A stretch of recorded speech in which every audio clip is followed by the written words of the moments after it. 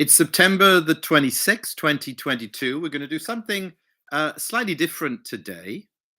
I'm going to give my comments first, and then we'll spend most of our time reading this psalm. It really is one of the most magnificent of the psalms.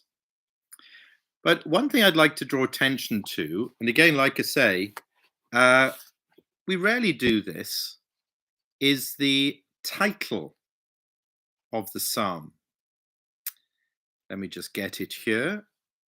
The few words before the first verse, where it says, Psalm 34 of David, when he pretended to be insane before Abimelech, who drove him away, and he left.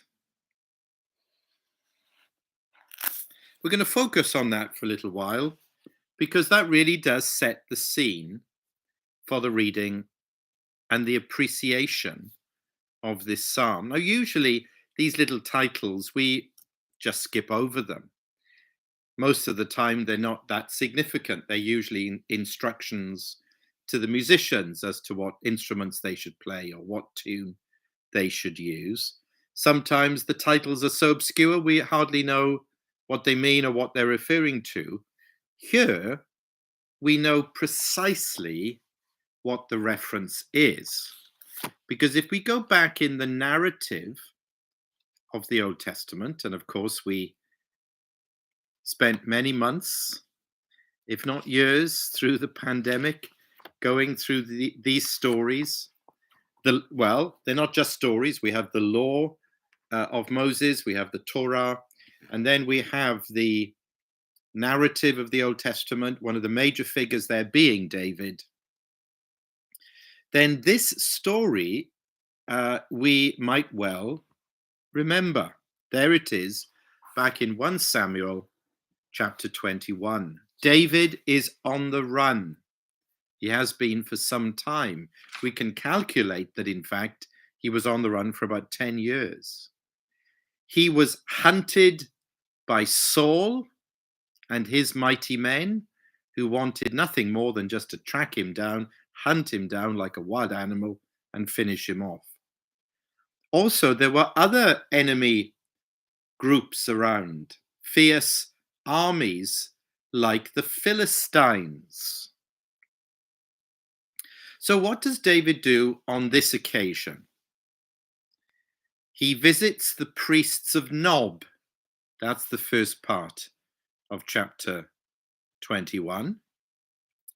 And one of the reasons is because he wants to get his hands on Goliath's sword. You'll have to read this for yourself. It's quite fascinating. Why he would want to do this, who knows? Especially in the light of what follows next. It does seem that David is going through some kind of nervous breakdown or spiritual crisis or something, which I think we can understand. I think we can sympathize with. Living as a criminal on the run all these years. Yes, he knows he's going to be king one day. Yes, God has said that to him, has promised him victory over his enemies.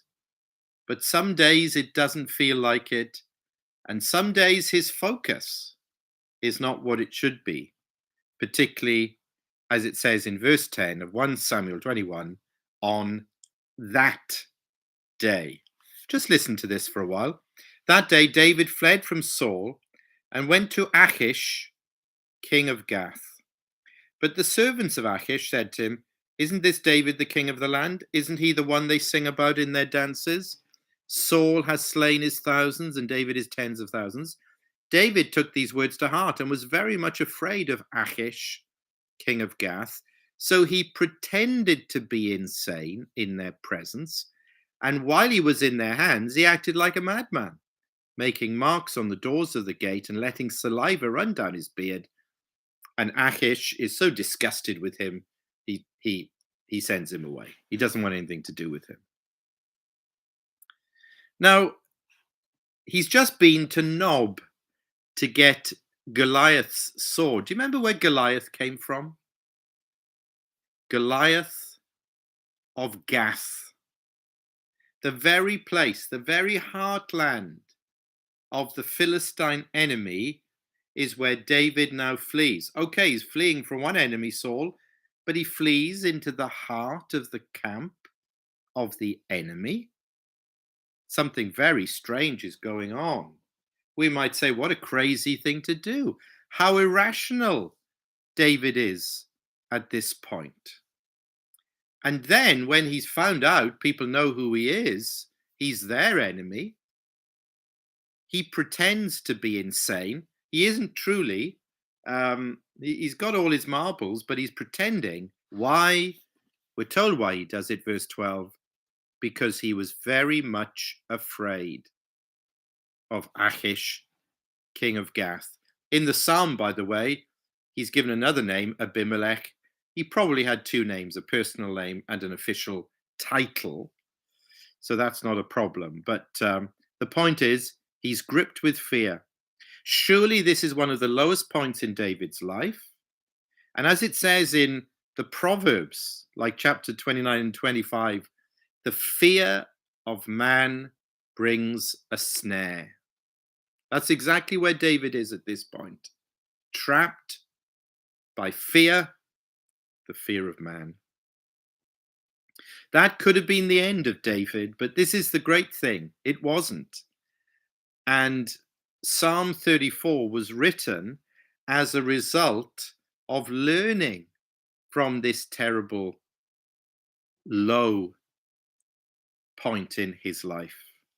As we read in Proverbs 9 and verse 10, the fear of the Lord is the beginning of wisdom. Or 14:27, it says the fear of the Lord is a fountain of life to all who find it. And there are many references, aren't there, in this psalm? Well, we'll find now in a minute to the importance of fearing God. That's the answer. For if we fear God, that's the right kind of fear. If we truly fear him, then really we should have nothing else to fear.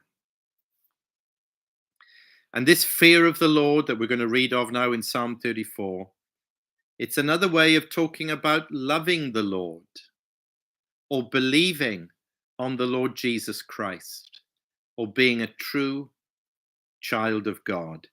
Fear and failure is never the end for the believer. Romans 8:28 is. I hope you know that verse. If not, just look it up. As we come now to read Psalm 34, it really could have Romans 8:28 written over it. Psalm 34, of David, when he pretended to be insane before Abimelech, who drove him away and he left. I will extol the Lord at all times. His praise will always be on my lips. My soul will boast in the Lord. Let the afflicted hear and rejoice. Glorify the Lord with me. Let us exalt his name together. I sought the Lord, and he answered me. He delivered me from all my fears. Those who look to him are radiant. Their faces are never covered with shame. This poor man called, and the Lord heard him. He saved him out of all his troubles. The angel of the Lord encamps around those who fear him, and he delivers them. Taste and see that the Lord is good. Blessed is the man who takes refuge in him. Fear the Lord, you his saints, for those who fear him lack nothing. The lions may grow weak and hungry, but those who seek the Lord lack no good thing. Come, my children, listen to me. I will teach you the fear of the Lord. Whoever of you loves life and desires to see many good days, keep your tongue from evil and your lips from speaking lies. Turn from evil and do good. Seek peace and pursue it. The eyes of the Lord are on the righteous, and his ears are attentive to their cry. The face of the Lord is against those who do evil, to cut off the memory of them from the earth. The righteous cry out, and the Lord hears them.